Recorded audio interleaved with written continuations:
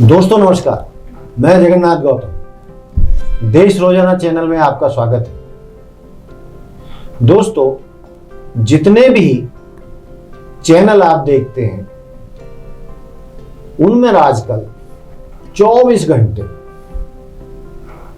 खबरें खबरें खबरें, राजनीति राजनीति राजनीति, इससे अलावा ज्यादातर और कुछ दिखाई देता नहीं है। लेकिन देश रोजाना की जो सिस्टम है, हमने उसमें बदलाव किया है और हम समय समय पर राजनीति से हटकर और बहुत सारे विषयों पर चर्चाएं करते रहते हैं, चाहे वो साहित्य मंच का हो, चाहे सामाजिक हो, चाहे एजुकेशन का हो। तो बहुत सारे इसी कड़ी में आज हमारे बीच हमने 2 मेहमान बुलाए हैं और जो आर्य समाज के विशेषज्ञ हैं, समाज सेवी हैं, आर्य समाज के ज्ञाता हैं और आर्य समाज की जो मूल शिक्षाएं हैं उनका समाज में प्रचार करते हैं। समाज में जो कुरीतियां हैं उनको दूर करने के लिए, समाज को पवित्र करने के लिए, समाज को सही धारा में रास्ते पर लाने के लिए ये दोनों विद्वान प्रयासरत रहते हैं। मेरे ये साथ में बैठे हैं अर्जुन भल्ला जी हैं, जो पेशे से तो उद्योगपति हैं, लेकिन उद्योग के अलावा या पैसा कमाने के अलावा वो समाज के प्रति जो उनकी जिम्मेदारी है उससे भी पीछे नहीं हटते और आर्य समाज के लिए निरंतर प्रयास करते रहते हैं कि आर्य समाज ने जो एक प्रकाश फैलाया, समाज की कुरीतियों को दूर करने का प्रयास किया, वो प्रयास लगातार जारी रहना चाहिए। उनके साथ में बैठे हैं राजन सिक्का जी, वो भी उद्योगपति हैं पेशे से, लेकिन वो भी समाज के प्रति अपने जिम्मेदारियों को समझते हुए समाज की कुरीतियों को दूर करने के लिए आर्य समाज के सिद्धांतों का प्रचार करते हैं। तो दोस्तों, आज हमारे बीच में ये दोनों आर्य समाज के विद्वान हैं और हम इनसे जानेंगे कि आर्य समाज की स्थापना कैसे हुई, कब हुई, किसने की और ये आर्य समाज आंदोलन कहां से कैसे आगे बढ़ा। तो दोस्तों, आज की जो नई पीढ़ी है वो कुछ कम रुचि हुई है उसकी आर्य समाज के प्रति, जबकि हरियाणा, पंजाब और पाकिस्तान वाला जो पंजाब था वहां पर आर्य समाज की बड़ी धूम रही थी। और जो पाकिस्तान में जो लाहौर प्रमुख शहर है पाकिस्तान का, वो गढ़ रहा था, आर्य समाजियों का गढ़ था। और पिछले कुछ वर्षों तक आपने देखा होगा, जो पुरानी पीढ़ियां वो जानती हैं कि आर्य समाज इतना शक्तिशाली बन गया था, इतना सशक्त था कि आर्य समाजी अपने दम पर चुनाव लड़ते थे और एमएलए और सांसद तक बनते थे।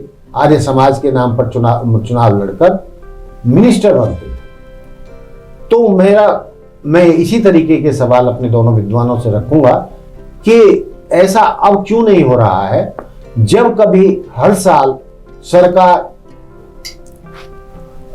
शराब के ठेके खोलती थी और उनकी संख्या बढ़ाती थी, या वो स्कूलों के पास या आम गरीब बस्तियों में या रिहायशी बस्तियों में जो शराब के ठेके सरकार खुलवाती थी, लाइसेंस देती थी, उनका भी विरोध आर्य समाज ही करते थे। लेकिन मैं पिछले कुछ वर्षों से देख रहा हूं ये चलन कुछ कम हुआ है, ये आंदोलन कुछ धीमा पड़ा है। इन्हीं सभी मुद्दों पर हम आप अपने मेहमानों से आज बातचीत करने वाले हैं। तो मैं अर्जुन भल्ला जी से जानना चाहूंगा कि आर्य समाज की स्थापना किसने की। पहला सवाल मेरा ये है। पहले तो गौतम जी आपका बहुत बहुत धन्यवाद, आपने हमें आमंत्रित किया। आर्य का मतलब है श्रेष्ठ, जो श्रेष्ठ लोगों के समाज को या संगठन को आर्य समाज कहते हैं। आर्य समाज की स्थापना स्वामी दयानंद सरस्वती महाराज जी ने 1875 में मुंबई में की। उस समय की जो कुरीतियाँ थी, जो धर्म में पाखंड चल रहे थे, उन सबको दूर करने के लिए उन्होंने ये स्थापना करी थी। तो वैसे तो ये आर्य समाज जो है वो वेद का प्रचारक है। हम आज भी देख रहे हैं कि वेद का पढ़ना बहुत कम हो गया है, जानकारी बहुत कम हो रही है। और हमारे आर्य समाज का एक नियम भी है कि वेद का पढ़ना, पढ़ाना, सुनना, सुनाना सब आर्यों का परम धर्म है। तो इसी को मुख्य बात रखते हुए ना स्वामी जी ने स्थापना करी थी। स्वामी दयानंद जी का जन्म कब और कहाँ हुआ था? स्वामी जी का जन्म 12 फरवरी 1824 में टंकारा, जो आज गुजरात में, वहाँ पर हुआ था। हाँ, खुद ही बताइए। और वो एक ब्राह्मण परिवार से थे। फिर उनके गुरु थे मथुरा के श्री बिरजानंद जी, स्वामी बिरजानंद जी। उन्होंने, उनके आशीर्वाद से इन्होंने शुरू किया, आर्य समाज शुरू किया 1875 में मुंबई। सिक्का जी, जो स्वामी दयानंद जी ने ये आर्य समाज या आर्य धर्म भी उसको कह सकते हैं, कहते भी हैं, जो शुरू किया था, तो वो कौन कौन सी कुरीतियां थी समाज में, और वो उनको क्या जरूरत पड़ी थी आर्य समाज के निर्माण की और इस आंदोलन को चलाने की? वो कौन सी कुरीतियां थी सनातन धर्म में जिनको लेकर उन्होंने पूरे देश में आंदोलन खड़ा किया और जो पाखंडी थे उनका विरोध किया, और उसकी सजा उन्हें ये भी मिली थी, आप जानते हैं कि उन्हें जहर देकर मार दिया गया था इन पाखंडियों ने। तो उनके कुरीतियां कौन सी थीं जिनको दूर करना चाहते थे? आर्य समाज उसमें कितना सक्षम हुआ उनको दूर करने में, और आर्य समाज की क्या स्थिति है, कितना सफल हुआ उन कुरीतियों को दूर करने में, और कुरीतियां क्या थी? सबसे पहले मैं बताऊंगा कि आर्य समाज का जो स्वामी दयानंद जी ने वो किया था, तो उन्होंने इस संसार में जो वेदों का ज्ञान था उसका प्रचार व प्रसार करने के लिए आर्य समाज की स्थापना की गई थी। और हमें वेदों के साथ जुड़ गई, हमें ये जितनी हमारी जैसे बाल विवाह था और छुआछूत थी, जातिवाद था, नारी जाति का पढ़ना ना पढ़ने के लिए उनको प्रेरित किया जाता था कि नारी जाति पढ़ेगी नहीं, इन सब कुरीतियों को दूर करने के लिए स्वामी दयानंद ने आर्य समाज की स्थापना की। और इन सब चीज़ों को धीरे धीरे बीड़ा उठाया कि हम धीरे धीरे करके इन सब बातों को दूर करेंगे। आज नारी जाति हर चीज़ में आगे है। नारी जाति को एजुकेशन के अंदर पूरे पहले वेद पढ़ने का जगह मिली, फिर उनको सब चीज़ें, आज हर एक बात पे नारी जाति सबसे पहले प्रधानीय स्थान दिया गया उन चीज़ों के लिए। ये सब स्वामी दयानंद की देन है। हमारे स्वामी दयानंद ने ही सब ये सबसे बड़ा योगदान उठाया था, और उसी की देन हमें यह मिली कि हम उन सब बातों को, इन कुरीतियों को दूर कर पाए। तो क्या ये कुरीतियां दूर हुई? देखिए 99.9% तो दूर हो चुकी है आज की डेट में। नारी क्या इसमें मैं कुछ इंटरप्ट करना चाहता हूँ। सती प्रथा थी, सती प्रथा बिल्कुल खत्म हो गई है। पहले विडो रीमैरिज थी, छोटी उम्र में लड़कियां जो है विधवा हो जाती थी, और फिर बहुत टॉर्चर था उनको। फिर उनको मान्यता मिली, विडो रीमैरिज कर सकती हैं, अपना जीवन बसा सकती हैं। तो ये काफी कुरीतियां थी, काफी हद तक दूर हुई है। एजुकेशन, बाल विवाह खत्म हुए हमारे, बाल विवाह खत्म हुए। दूसरे हमारी छुआछूत की ये सब प्रथा खत्म हुई। इन सब बातों का हमें स्वामी दयानंद ने बहुत बड़ा, इन नारी जाति पर तो बहुत बड़ा कल्याण किया है। तो वो छुआछूत का क्यों विरोध करते थे, जातिवाद का क्यों विरोध करते थे स्वामी दयानंद? स्वामी जातिवाद को तो एक जाति, सब मनुष्य जाति को एक जाति मानते थे। वो कहते थे आज जैसे शेर की जाति एक जाति, वेद में भी यही लिखा है, हाथी की जाति एक जाति है, ऐसे मनुष्य जाति को एक जाति मानते थे। आर्य समाज कर्म के आधार पर वर्ण व्यवस्था का वो करता था। और जो मनुष्यों के हिसाब से वर्ण हम 4 भागों में डिवाइड करते हैं। हमारे वर्ण क्या थे? ब्राह्मण, क्षत्रिय, वैश्य और शूद्र। ब्राह्मणों का काम क्या था? ब्राह्मणों का काम वेद का पढ़ना और पढ़ाना था।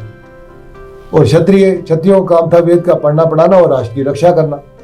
ऐसे ही वैश्यों का काम था वेद का पढ़ना पढ़ाना और साथ में कृषि पालन करना, व्यापार करना। और शूद्र का काम था कि इन तीनों वर्णों की सेवा करना और अपनी आजीविका को कमाना। तो ये तो जातिवाद के समर्थक हुए फिर वो। नहीं, जातिवाद कोई समर्थक नहीं था, कर्म के आधार पर ये सब चीजें चली।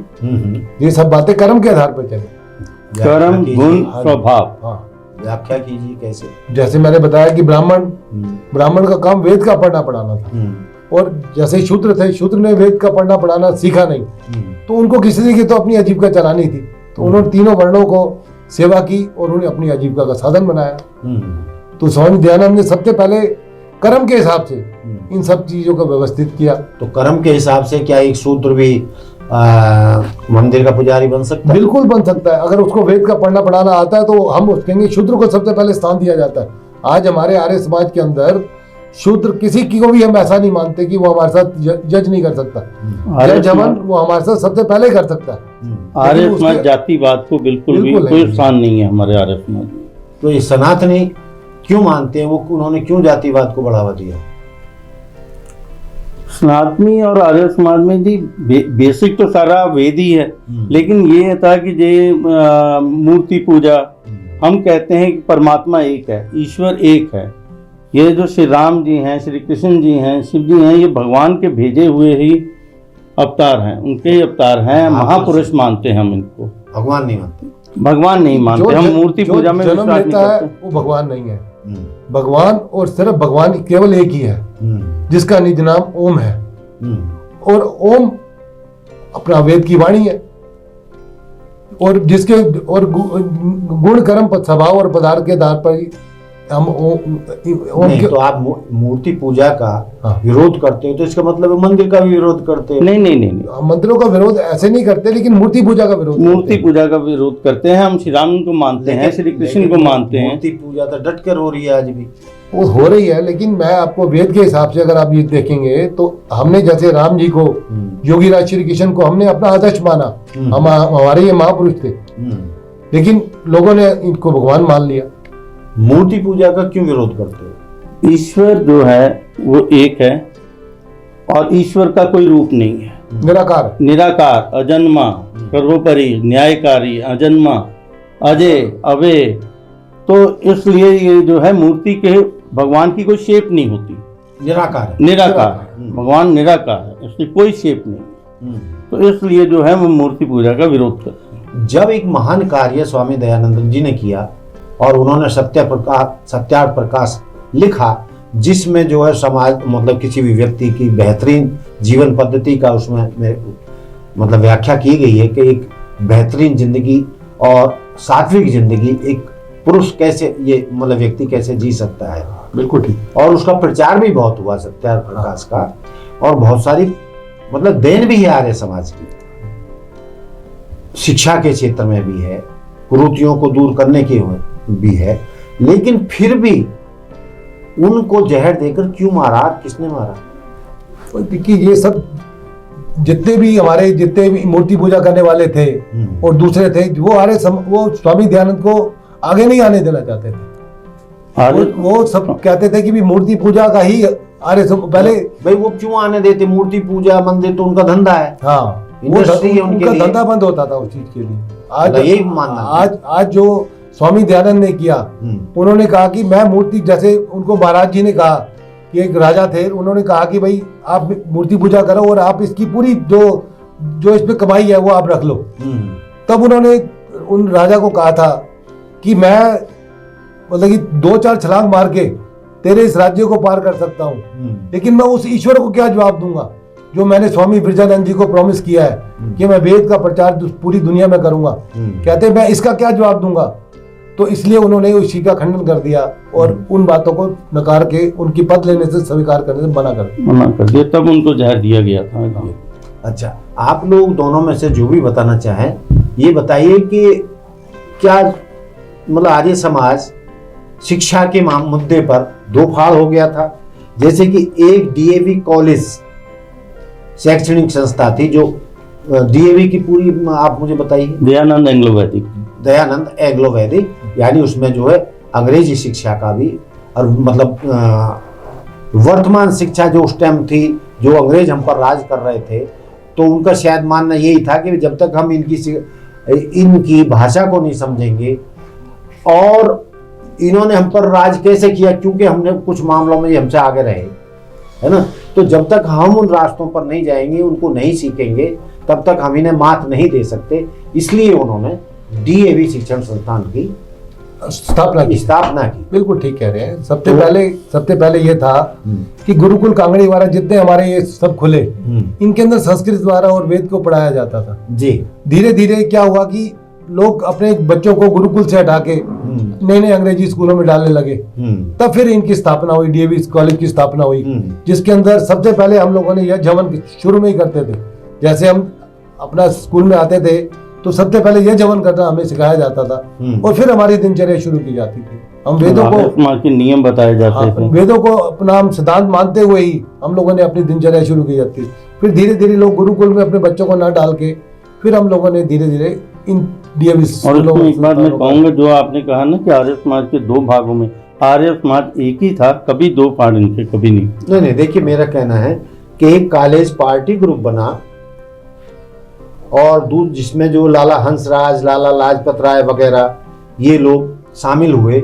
और ये जो ग्रुप था डीएवी वाला, ये कोई नॉन वेज का भी विरोध नहीं करता था कि भी निजी मामला है, वो क्या खाए क्या नहीं खाए। नहीं, आर्य समाज हमेशा ही मांस खाने से मना करता है, शराब पीने से। ये गुरुकुल वाला जो ग्रुप था, नहीं दूसरे ग्रुप, आज भी जो भी आर्य समाजी हैं उसमें हमारे यहाँ पर मांस और मछली वगैरह कुछ भी अलाउड, वो निषेध है, बिल्कुल निषेध है। क्योंकि स्वामी दयानंद आर्य समाजी शराब का, ये आर्य समाज में जो कृतियां थी तो उसमें एक बलि वगैरह भी दिया जाती थी, जो धर्म के नाम पे पखंड होता था। नहीं, आर्य समाज में नहीं थी। नहीं, हिंदू समाज हिंदू समाज में बलि दी जाती थी। स्वामी दयानंद ने इसका विरोध किया। इसका विरोध किया था। तो ये बलि वगैरह को भी पूरा जादू टोने, ये वास्तु वगैरह को भी नहीं मानते। तो ये एक तो जो डीएवी कॉलेज वाली जो जिनका गढ़ लाहौर था, और दूसरा ग्रुप जो था महात्मा पार्टी, जिसमें गुरुदत्त विद्यार्थी, लाला मुंशीराम, जो स्वामी श्रद्धानंद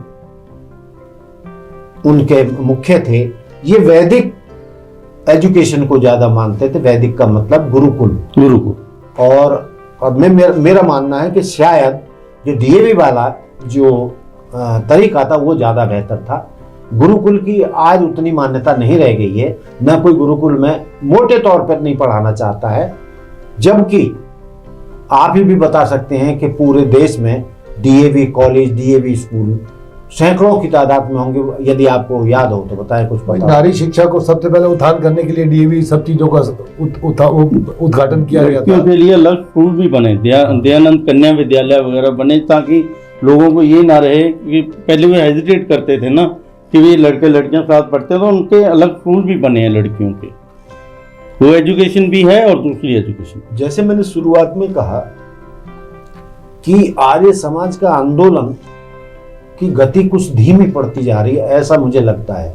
जैसा कि मैंने शराब के ठेकों के विरोध अब नहीं होता, बिल्कुल ठीक है, और उतना प्रचार या उतने आंदोलन नहीं दिखाई देते जितने पहले होते थे, और बहुत सारे कार्यक्रम करते थे। उन कार्यक्रमों की भी संख्या अब कम हो गई है, मुझे ऐसा लगता है। और डीएवी स्कूल वगैरह की संख्या भी धीरे धीरे शायद नए नहीं खुल रहे हैं। यदि पुराने बंद नहीं हुए हैं तो नए नहीं खुल रहे हैं। तो क्या इसको आप सच मैं सबसे पहले ये कहना चाहूंगा कि हमारी जो युवा पीढ़ी आ रही है, सबसे पहले वो हमारे साथ, बच्चे आज नहीं जुड़ पा रहे, जिन बच्चों के साथ हम चाहते हैं कि युवा पीढ़ी हमारे साथ जुड़े। क्योंकि आज हम जितने भी पुरानी पीढ़ी के लोग थे वो सारे इस पे तन मन धन से काम कर रहे हैं और सारे जुड़े हुए और सारे यह जमन पे आते हैं। लेकिन आज युवा पीढ़ी को हम धीरे धीरे करके अपने साथ जोड़ रहे हैं।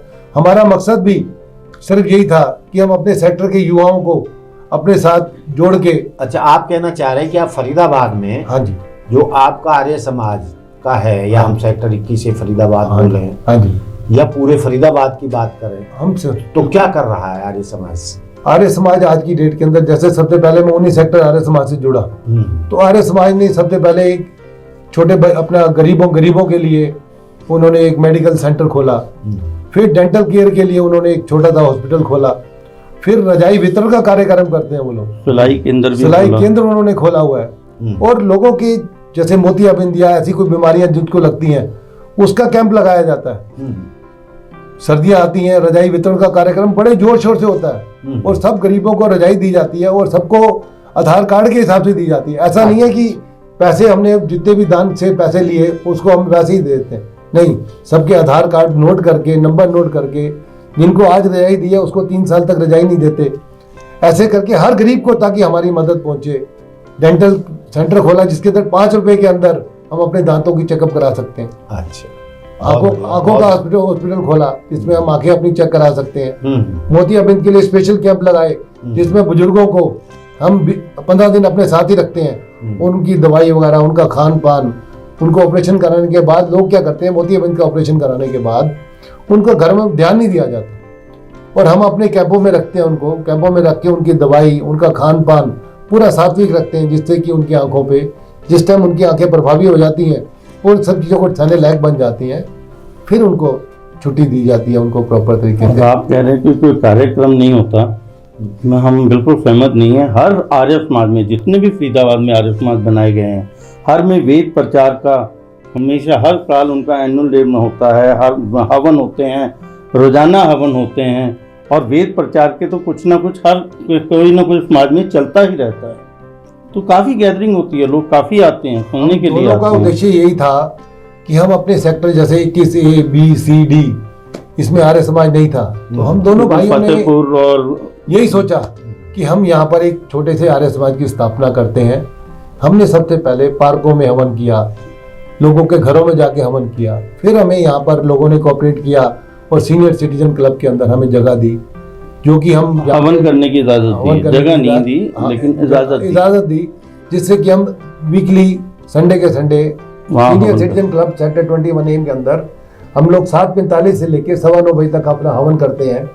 और ये कार्यक्रम हमारा 2016 से चलता आ रहा है।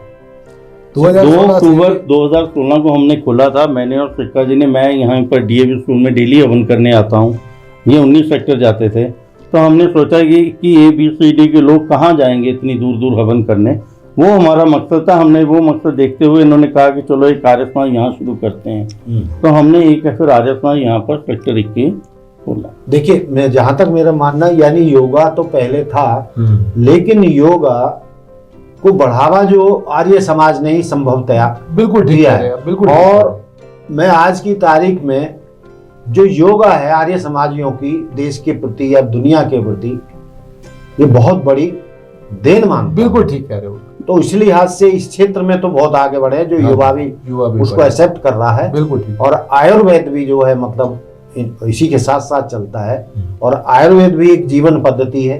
बिल्कुल। योगा भी मतलब एक जीवन का अंग है। यदि इन दोनों चीजों को अपना लिया जाए तो लोग बीमार ही ना हो। बिल्कुल। और डॉक्टरों के पास जाने की जरूरत ना पड़े, लाखों रुपए अस्पतालों में खर्च करने की जरूरत ना पड़े। जो आपको कहना चाहिए था वो मैं कह रहा हूँ, क्योंकि मैं भी आर्य समाज ने जो समाज की कुरीतियों को दूर करने का काम किया है और शिक्षा, समाज में शिक्षा को बढ़ावा दिया है और योगा को बढ़ावा दिया है, तो मैं खुद उसका प्रशंसक हूँ।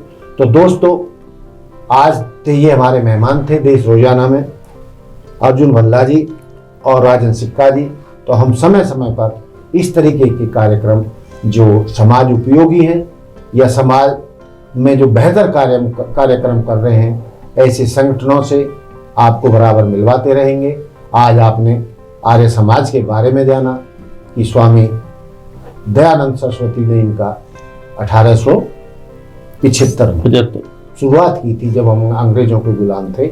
लेकिन उन्होंने जो शुरुआत की थी, समाज में उन्होंने बहुत सारी कुरीतियों को दूर किया। आर्य समाज आज भी उसी रास्ते पर चलकर सामाजिक कुरीतियों को दूर करने में लगा रहता है। बेशक इन दोनों विद्वानों का, आर्य समाज के विद्वानों का ये मानना है कि हम युवा को, यूथ को नहीं जोड़ पा रहे हैं आर्य समाज से, जबकि जो पुरानी पीढ़ी है, हमारे इनके टाइम की पीढ़ी है, वो आज भी तन मन धन से आर्य समाज से जुड़ी हुई है। लेकिन इनका कहना है कि हम अब युवाओं को भी नए सिरे से आर्य समाज का महत्व समझा रहे हैं और जोड़ने का प्रयास कर रहे हैं। इसी के साथ हम ये आज का कार्यक्रम समाप्त करते हैं। आप आए, आपको बहुत बहुत धन्यवाद। बहुत बहुत धन्यवाद आपका भी, आपने आर्य समाज के बारे में बताया। हम बराबर आगे भी मिलते रहेंगे। नमस्कार। हमारे साथ जुड़े रहने के लिए देखते रहिए देश रोजाना का यूट्यूब चैनल। सब्सक्राइब कीजिए, साथ ही देश रोजाना की खबरें सबसे पहले देखने के लिए प्रेस कीजिए बेल आइकन।